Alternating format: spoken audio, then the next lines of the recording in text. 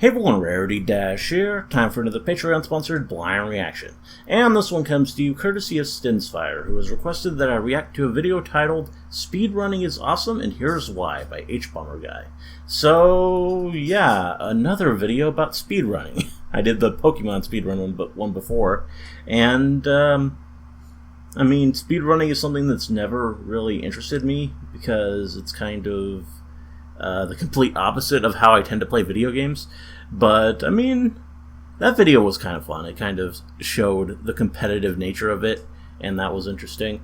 And I guess I can understand if it's a game that you've played a whole bunch.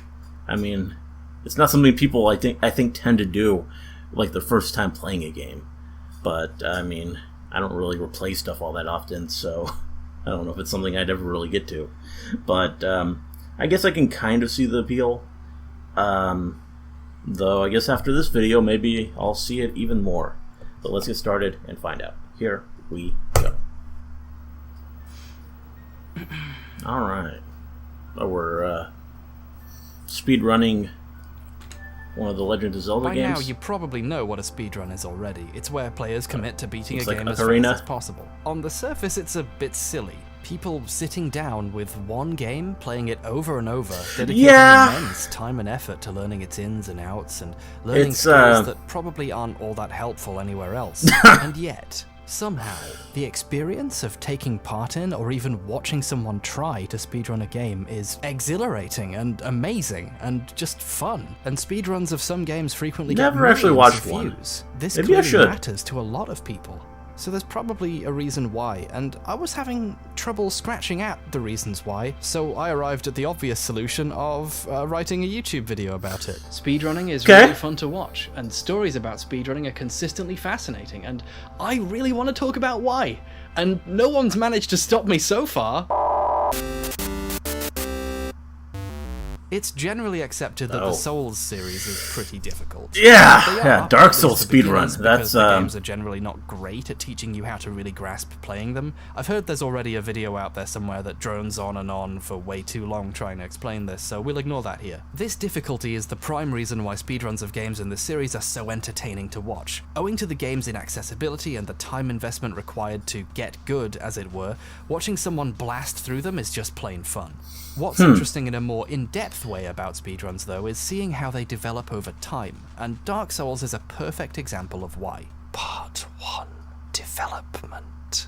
The earliest speedrun on record at speedruns.com, a fantastic resource by the way, for Dark Souls, is by Japanese runner Twilight. In 2011, a lot less was known about how Dark Souls really ticked, and there was yet to be much of a community to help pick away at all the possible fastest approaches to the game. So Twilight's run consists largely of combining general tricks that were widely known early on for making the game easier or faster. For example, in Dark Souls there are multiple different starting classes with their own stats, starting items and abilities. While some do have unique advantages, the Pyromancer starts with the ability to throw fireballs, something none of the others can access for quite a while, so it's usually the one recommended to new players. Because if they're having trouble fighting, they can throw fire on people. Yeah, that probably helps. So Twilight picks them. It's not really a surprise, it's kind of the obvious choice if you were to think about how to speedrun this game if you played it a few times. The next big choice is the starting gift. Players can choose something extra to start the game with from a list at character creation. Normally in Dark Souls, early on to continue deeper into the game, players have to go through a fairly tough area, fight a difficult boss to get a key to another difficult area, then fight another boss there to progress through to another difficult area called Blighttown, which leads down to another boss which is guarding a bell you need to ring to progress the game. But for, reasons, the developers made one of the starting items players can choose from a key that unlocks a gate in the starting area which skips past two of those bosses right into the lower part of Blighttown. So it's pretty clear what item a speedrunner would want to start with here. It's just the most obviously fast and helpful choice. I mean, look at the other ones. Binoculars, a rubbish ring, a more rubbish ring, pendant, trinket, no effect, firebombs. What a garbage option. Why would anyone ever pick that? I don't know, I guess they're pretty good. I mean, they're more deadly than STD bomb.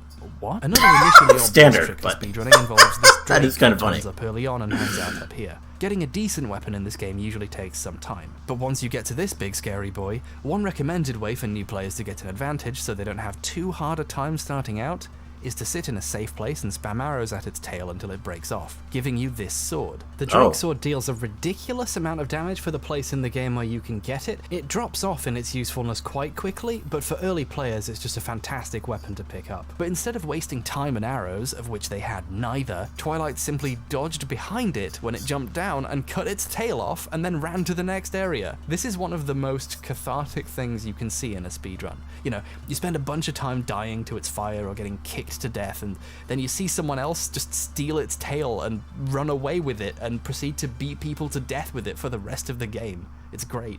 A lot of Twilight's early run consists of playing the game the way one normally would, but just doing more running and ignoring enemies.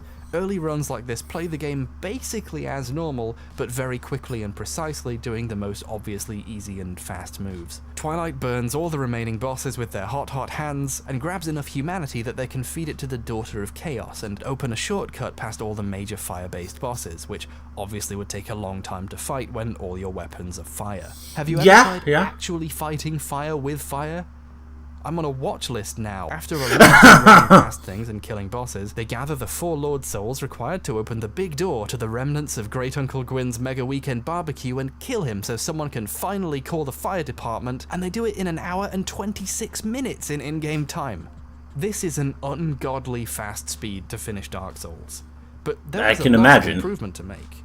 What I think is interesting about the early runs through the game is that they weren't just improving on execution of the same route, or finding slightly more improved paths, but the nature of the entire route from the very start was still up for debate. Nothing was set in stone, even what type of character you chose to play as, and it wasn't clear what the fastest way would really be, and that's a really fun experimental period in the development of a speedrun. This is where Dark Souls runs excel in the spectatorship aspect. In lots of other games, you don't have as much choice or freedom in where to go or what sort of character to play or what weapon to use. There are so many other paths or decisions that could have been made in a Souls game that the next run threatens to be completely different. And, well, it was. The next world record was set 3 months later and has gone on to be the longest standing world record, lasting 13 months. It was set by another Japanese runner, Keita. I hope I'm pronouncing that properly. Ke, and it's an elongated, so Keita. Alright, what's really fun about this run was it diverged from Twilight's path immediately. Not only do they start the game with a different class right out of the gate, but once they make it to Firelink Shrine and you assume their run is going to be similar looking but with slight improvements, they get up and immediately head in the opposite direction. Goes to parts of the game Twilight never even sees in their run. Firstly, they go to the Valley of Drakes, dodge between the drakes, and grab the red Tearstone ring, which boosts the player's damage output by roughly 66% when they're below 20% health. By playing more riskily, Keita becomes much more dangerous. This is the kind of improvement I love seeing in speedruns, learning to abuse a risk-reward mechanic to just get the rewards by simply playing really well. In a speedrun, a risk-reward item can very frequently become a reward. Then they run into Darkroot Basin and encounter the Black Knight there. Now, Black Knights are tough enemies in the early game. They don't take much damage even when you riposte or backstab them. You can see this is going to take quite... Oh, he's pushed him off the cliff. Is rewarded with the Black Knight Halberd. You only get this weapon for killing the knight like 20% of the time, and these knights don't respawn. This halberd forms the basis of Keita's strategy, so if they don't get the halberd here, they would have to start the run again.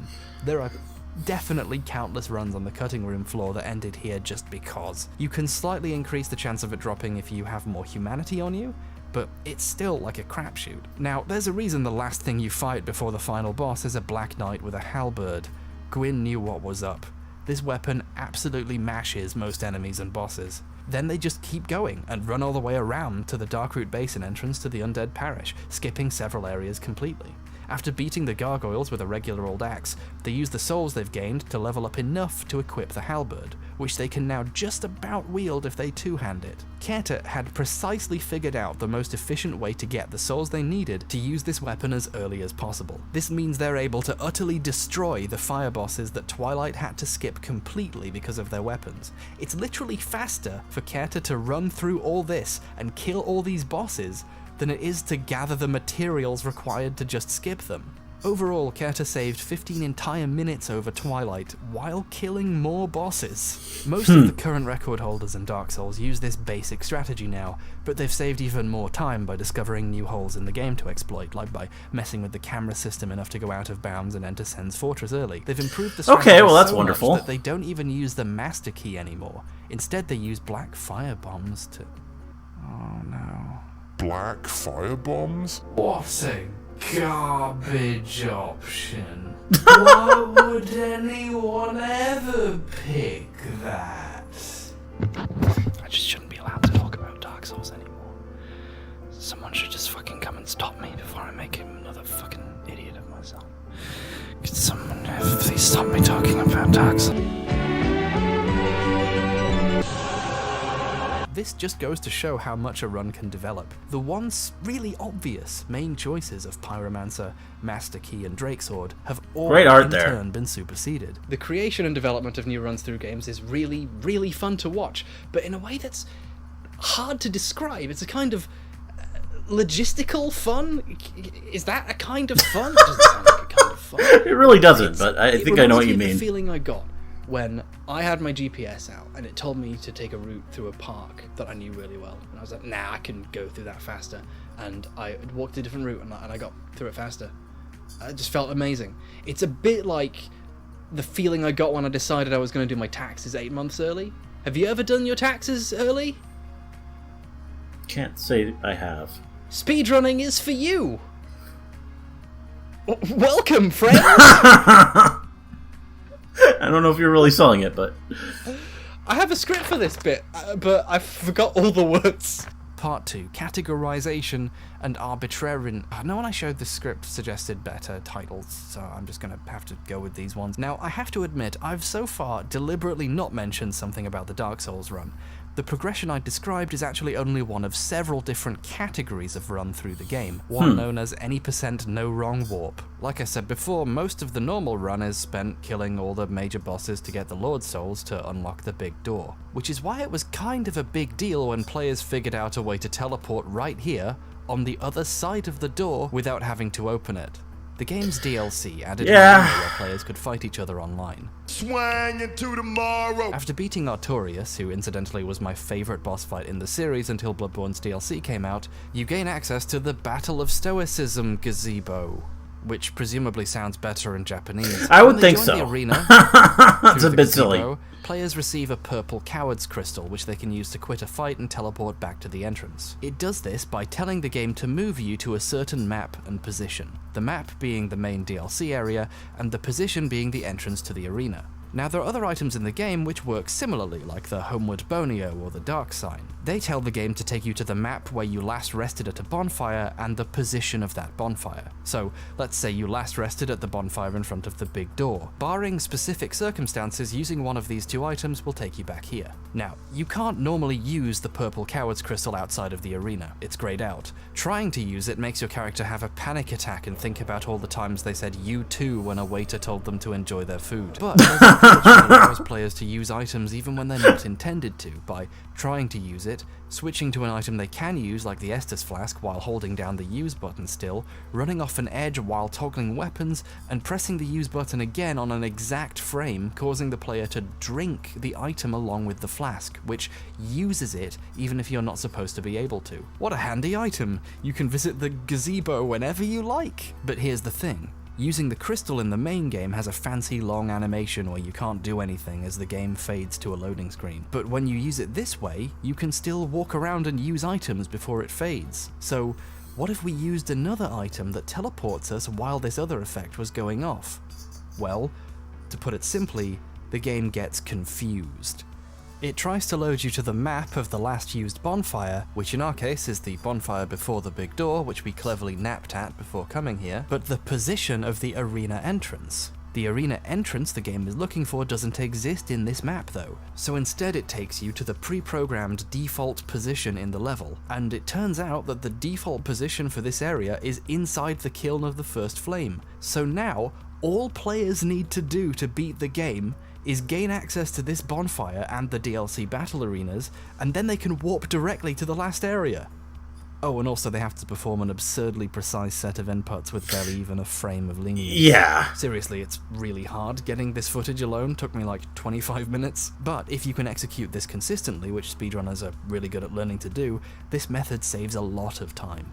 However, it was decided by the community to be so different from the other runs, since you have to both own the DLC and abuse a pretty major glitch, that all runs prior to the discovery of this glitch and after the discovery but which don't use it should be split off into their own separate category. At this point, the Dark Souls speedrun community has split the game into at least 14 different categories, ranging from extra difficult challenges such as killing all the bosses, or completing the entire game without leveling up, to absurdist challenges like completing the game after collecting one of every ring item in the game. The Lord of the Rings run. That's a clever name. This kind of separation of a run into distinct categories also happened in Bloodborne.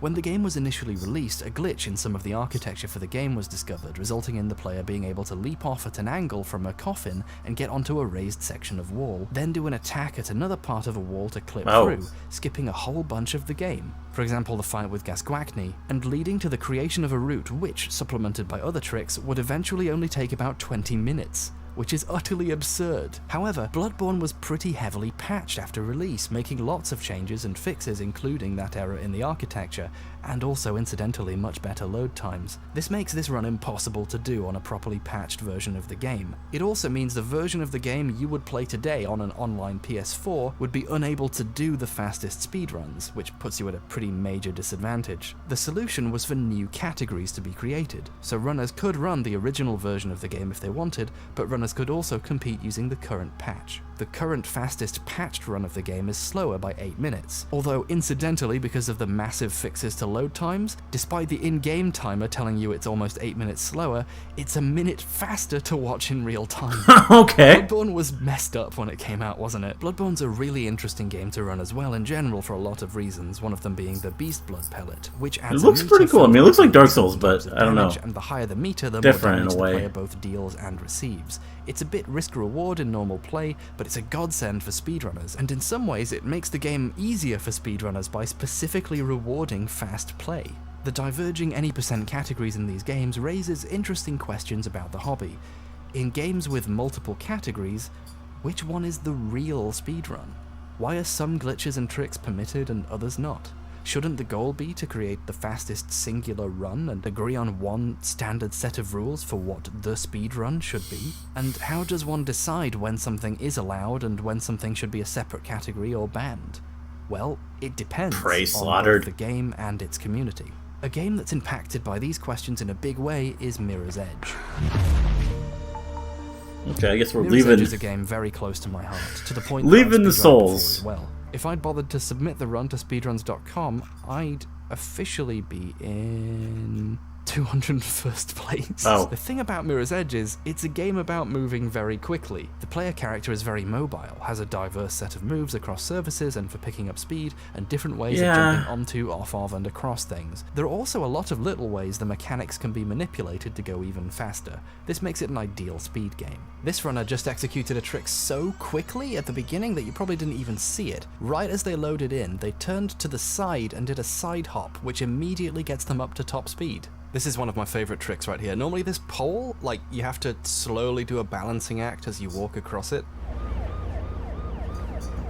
You're taking your sweet old time. Runners have reached the point where they leap onto it in a straight line and don't fall off, and then turn and do another jump off of it, so they never have to do it. It's incredible. Playing Mirror's Edge as fast as you can and then going online and checking out a speedrun is a really fun experience. There are so many nuances and specifics to the game's level designs and movement mechanics that it's just a joy to see how much extra speed can be teased out. But the game's parkour focus and aesthetic also poses a question for runners. What does it mean to speedrun Mirror's Edge? There's a variety of interesting glitches available to exploit if you want to beat Mirror's Edge as fast as possible, but some of them significantly impact the way the game is played and what the experience of watching it is like. Take for example the out of bounds glitch, or oob. Plenty of games let you get oob of the level and use this to get to places meant to be reached through slower or harder means. This can be used very egregiously to bypass large chunks of several levels, and this is technically much faster than playing the game the normal way.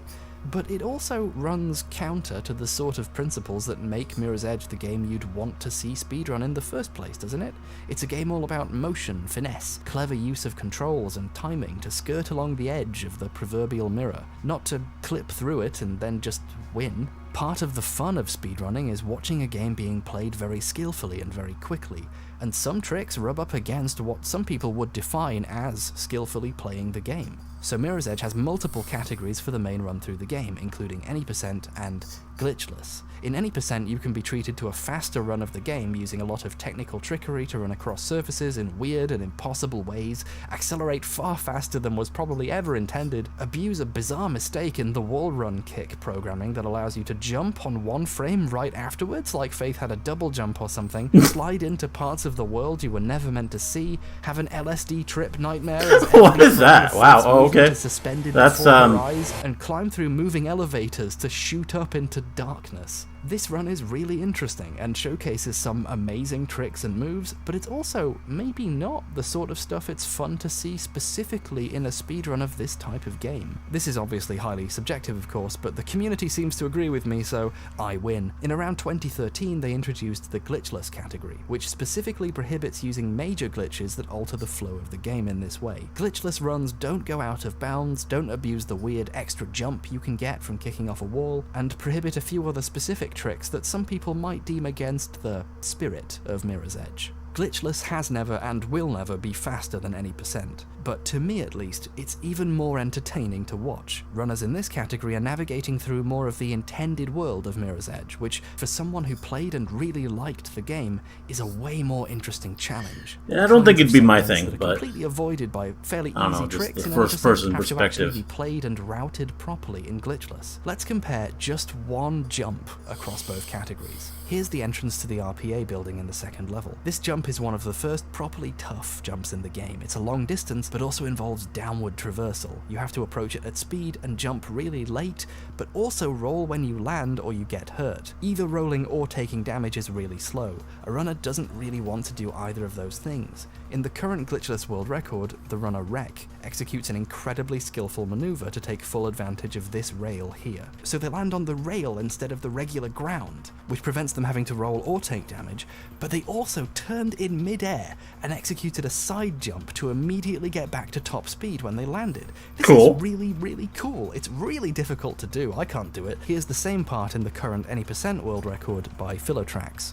Trax abuses the wall kick jump to effectively fly over this challenging gap, landing safely on some of the game's trademark white plant furniture stuff. Extrapolating tricks like this across a full game run makes for two very different and uniquely interesting paths through the game to watch. Earlier I asked the question of which category should be considered the real speedrun of the game. But I don't think there's an objective answer, at least for most games. Even in Bloodborne's case, using bugs that were patched out later, this is a version of Bloodborne that was released, and it beats the game as fast as possible, and in Mirror's Edge, maybe clipping through walls should be seen as just as valid a strategy as not doing so, but everyone gets to decide for themselves how to figure out what a speedrun needs to be, and usually there's going to be enough people who feel that way that it's going to end up as a speedrun category. And the Mirror's Edge community has come up with quite a lot of categories over the years. I've only talked about one of the extra ones so far. There's also any percent in bounds, which specifically avoids out of bounds glitches if you think going oob is wrong and are okay with the more advanced wall kick jump tricks and stuff. There's much more healthy competition when there are multiple agreed sets of rules to choose from. I imagine if there had only been one ruling for how to speedrun Mirror's Edge, it would be a lot less satisfying for a lot of runners and wouldn't have seen quite as many runners come and go over the years. One runner eventually got a job at DICE and worked on the sequel, which apparently some people even played. Speedrunning is a completely arbitrary challenge, one that most developers never even think to account for. So it's totally fine to have multiple ways of categorizing runs, different kinds of challenge and so on.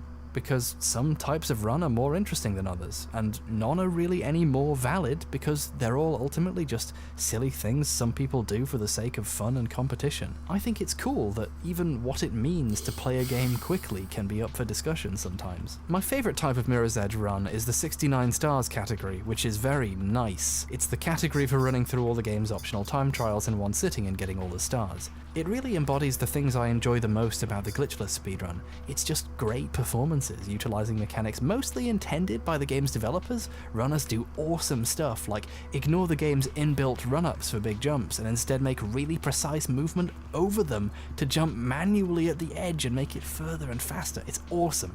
The current #1 record is by Voitiem?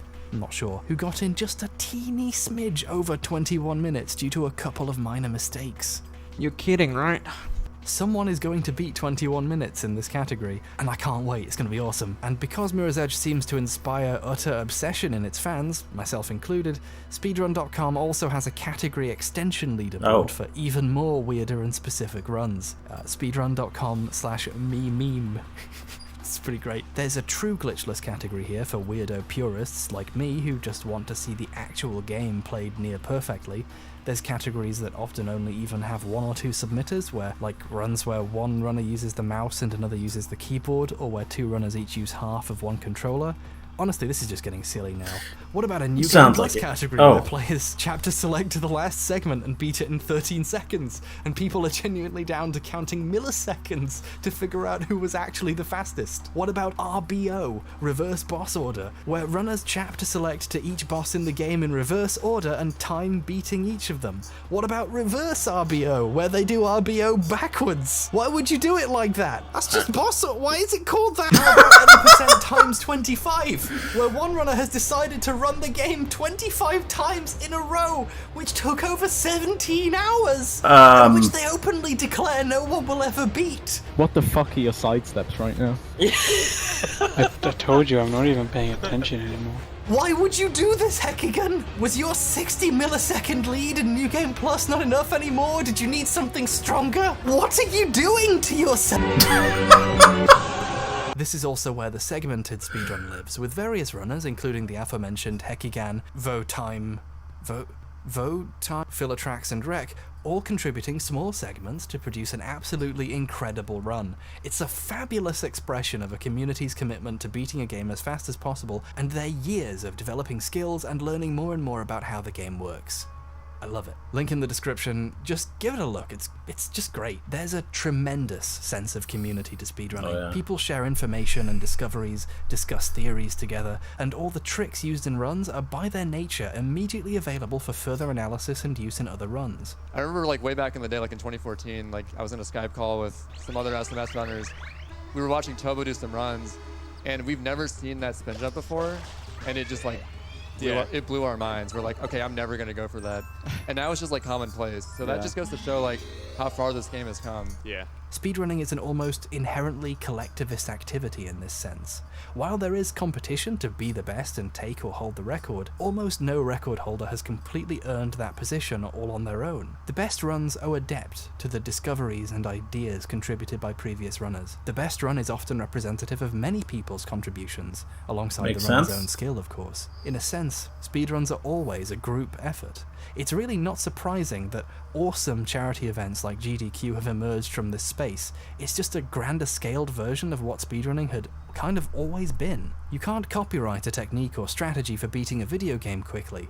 There are no patents in speedrunning. Proving that you got a time, or even getting the fastest time, isn't just an achievement or personal victory.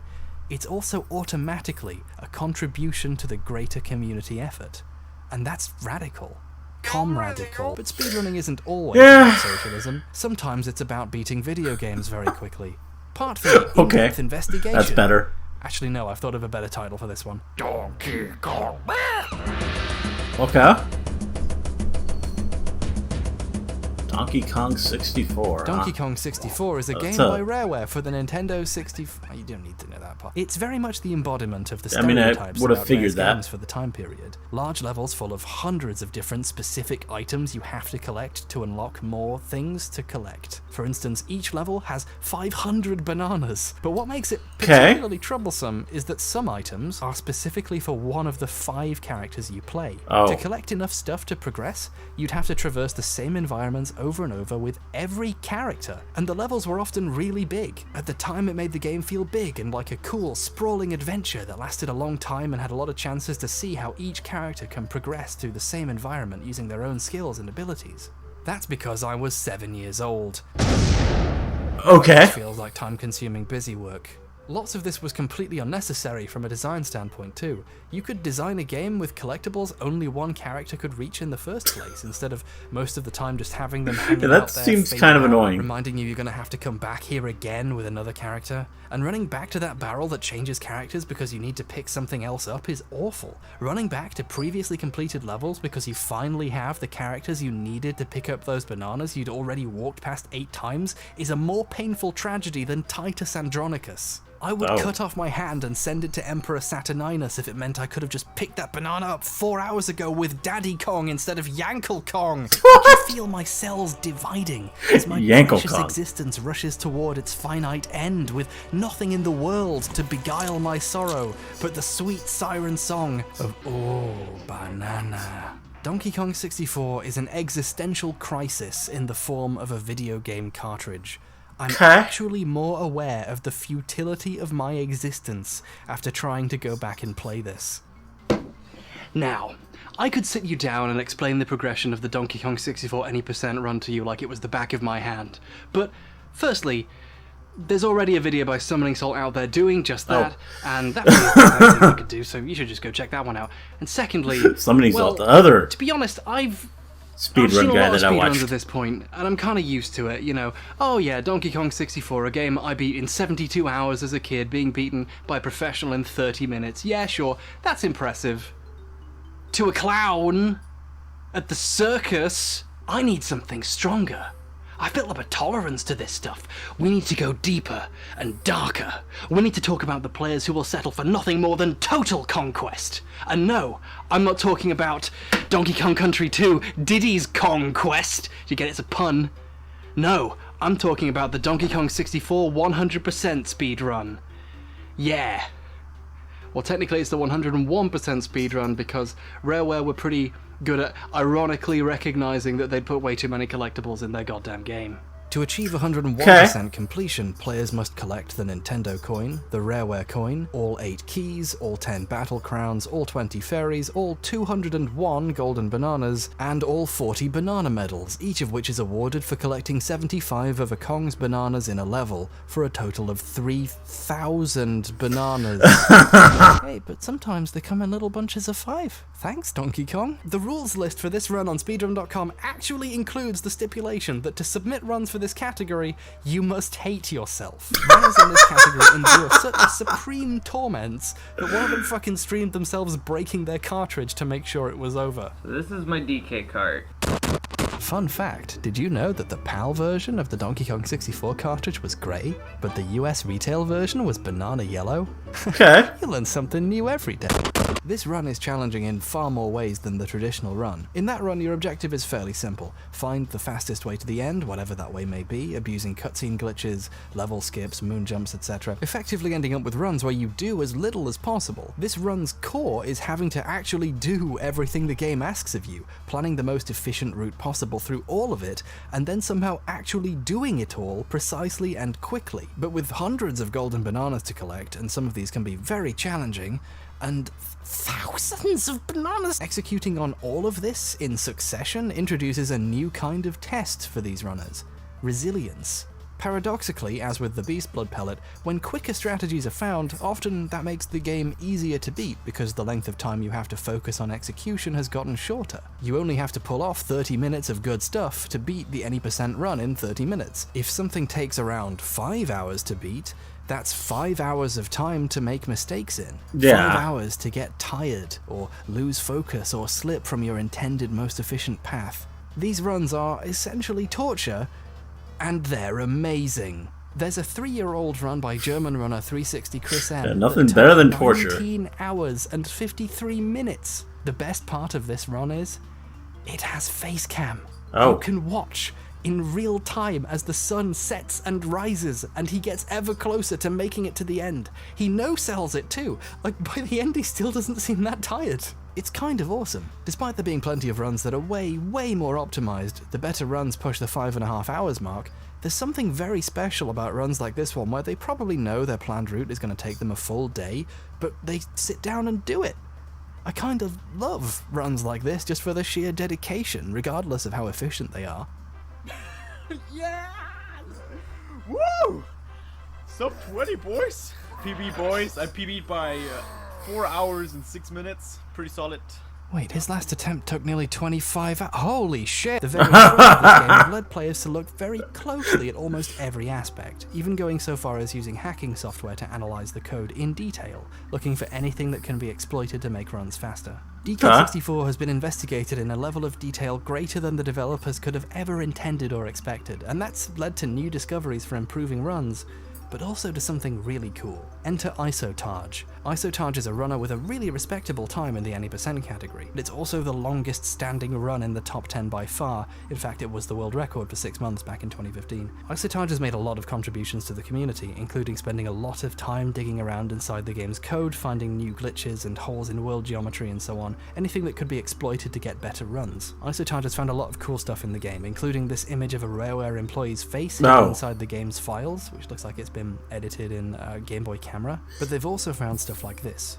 Out-of-bounds collectibles. It's common for developers to leave items and objects in places players can't get to in the game proper and not worry about removing them, like this coin hidden in a wall in Mario 64 that someone actually figured out how to get. And since these items exist well outside the intended scope of the game, runs don't usually consider them collectibles as part of a run. They're more cool oddities that shouldn't really be considered as game objects to be collected.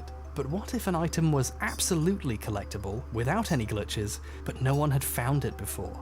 One day when messing around in the game's code looking for flags for collectible objects, Isotage found a banana coin that hadn't been accounted for in the level Fungi Forest. Banana coins in DK64 are used to buy items and upgrades, and because this is Donkey Kong 64, there are 6 different kinds of banana coin.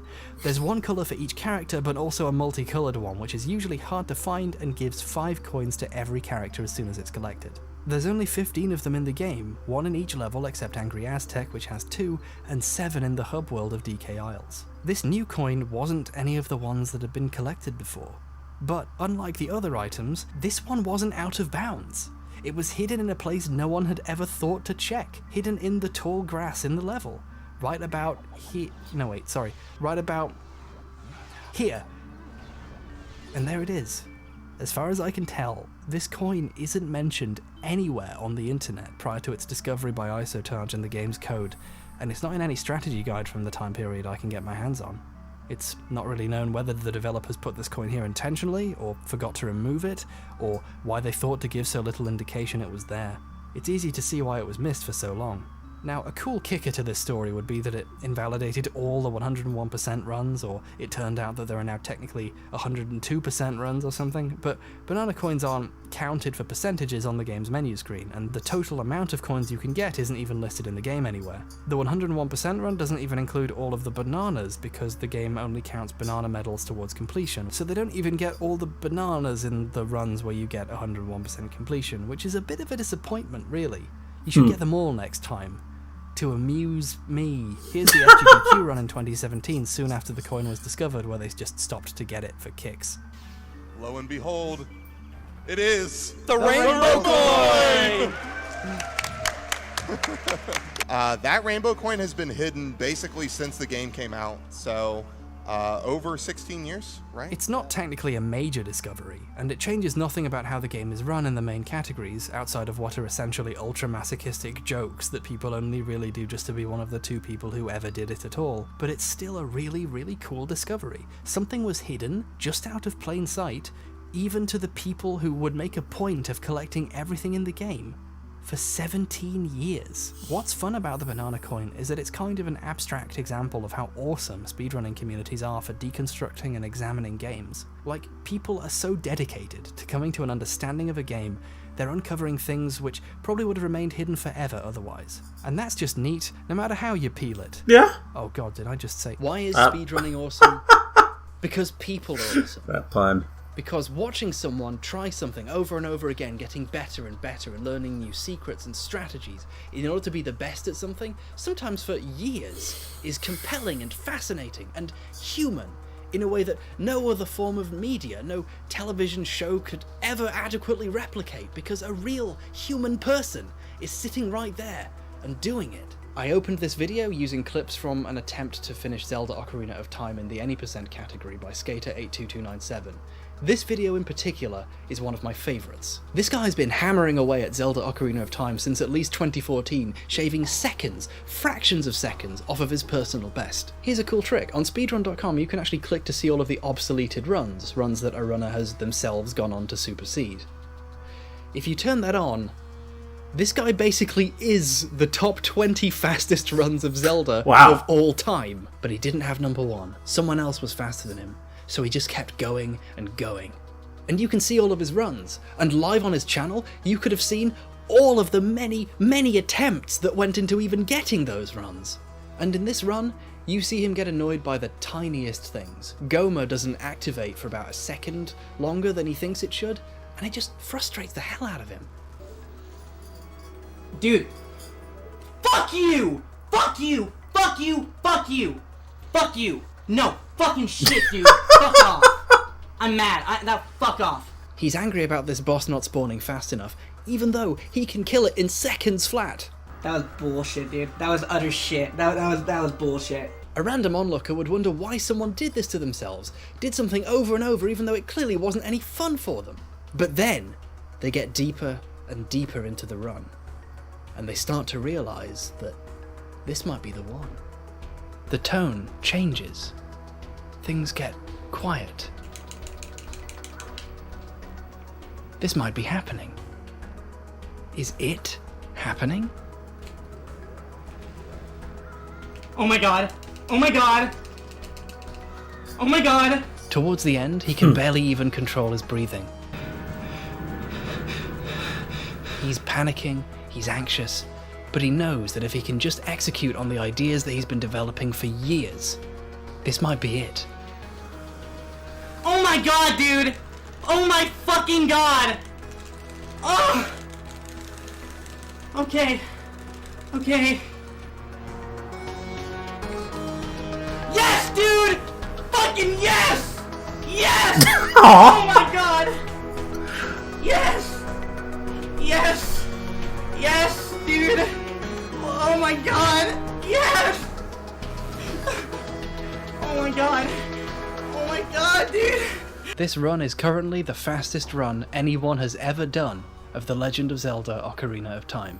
By 2 seconds! In that moment, in that period of being utterly overjoyed at this achievement, it becomes clear why people do this, and what you can get from this that you can't get anywhere else. It's a story, not something written or directed by someone, a real human story. It's a story of perseverance and triumph.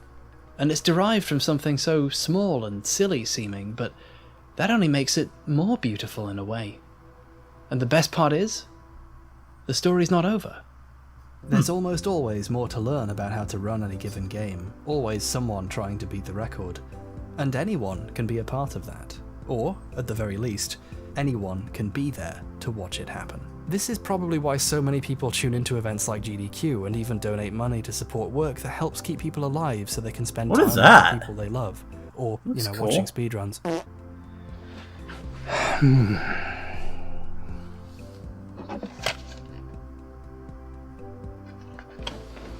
Okay, I have to admit I told a bit of a porky pie earlier.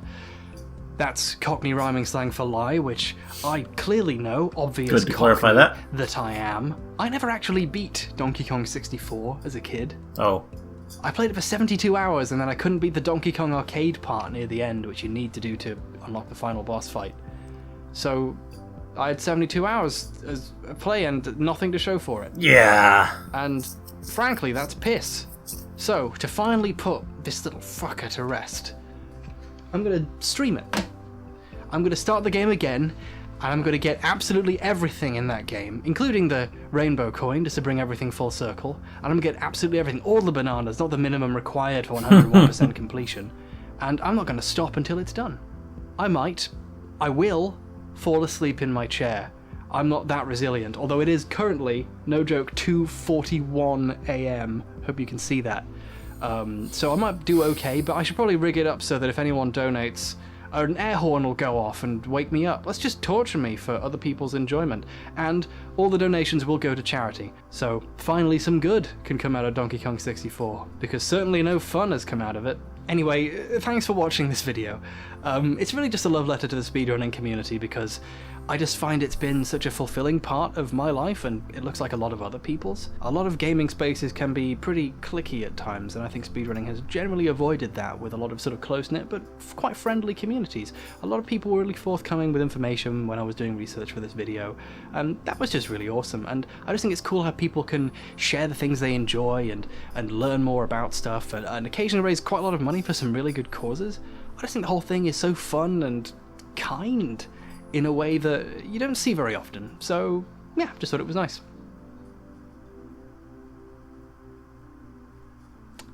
Probably could have thought of a clever ending to this video, but... I think...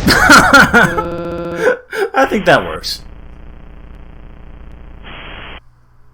Okay, well, that was a cool video. I mean, yeah, I can definitely see the appeal, at least for following it, watching it.